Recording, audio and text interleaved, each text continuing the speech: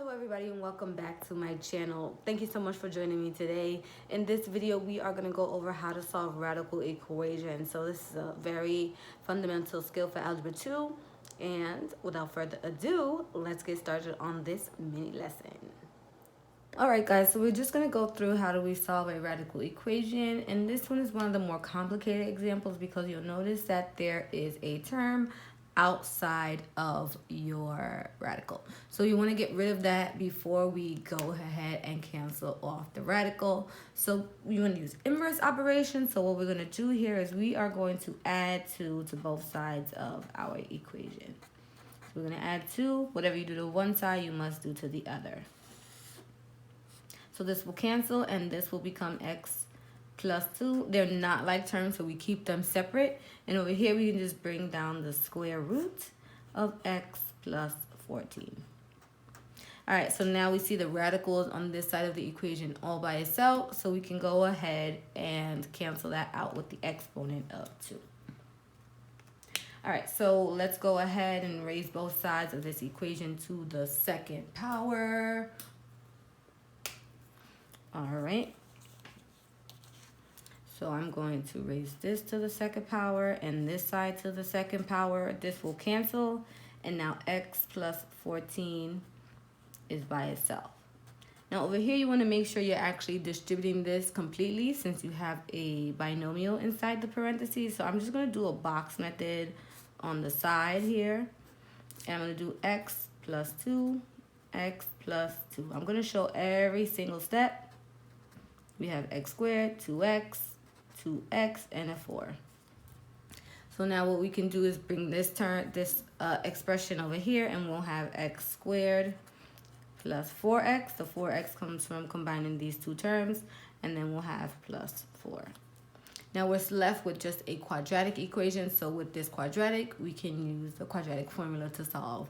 In order to do that, we have to make sure we get one side equal to 0 first. So I am going to go ahead and move these two terms over so that we got one side equal to 0 by subtracting x, subtracting 14.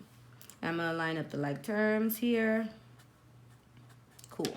So now these two sides can cancel and we have our 0. And that should be equal to x squared plus 3x, and this gives me a negative 10. So now we have a quadratic equation, and my best bet is to use the quadratic formula just because it works with any quadratic equation that you have. And let's go ahead and set that up. So we know that a is the coefficient of x squared, a is equal to 1, b is equal to 3, and in this case, c is equal to negative 10.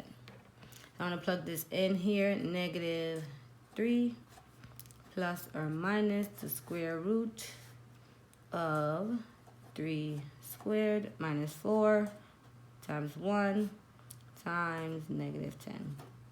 And that all gets divided by 2 times 1. So what I recommend in this situation is to first plug in this expression into your calculator. So let's just move that here. Let's make sure we can still see it. All right, so we're going to plug that into the calculator. I'm going to just do open parentheses 3 squared minus 4 times 1 times a negative 10 and hit enter. And so I get 49. All right, so now I'm going to continue with solving this, and I'll have negative 3 plus or minus the square root of 49 over 2. All right, so now we can take the square root of this number 49. Luckily, it's a perfect square. We'll end up with, let's just bring this over here, negative 3 plus or minus 7 over 2. So now what you want to do in this case is split this fraction into 2 parts because you have to do 1 plus and 1 minus. We'll have negative 3 plus 7 over 2, negative 3 minus 7 over 2. Now this becomes 2. Negative 3 plus 7 is, actually, yeah, let's write it all the way out. So negative 3 plus 7 is 4 over 2, and that's 2.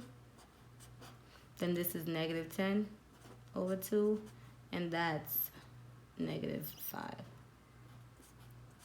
I want you guys to also remember that with these equations, you have to make sure you're checking for extraneous solutions. So I'm not going to show it, but what you want to do is basically plug in both of these values and check to see which one of them doesn't work. Make sure you're always taking the positive root, and you'll see that 2 is that 2 is the real solution, and negative 5 is what we call extraneous.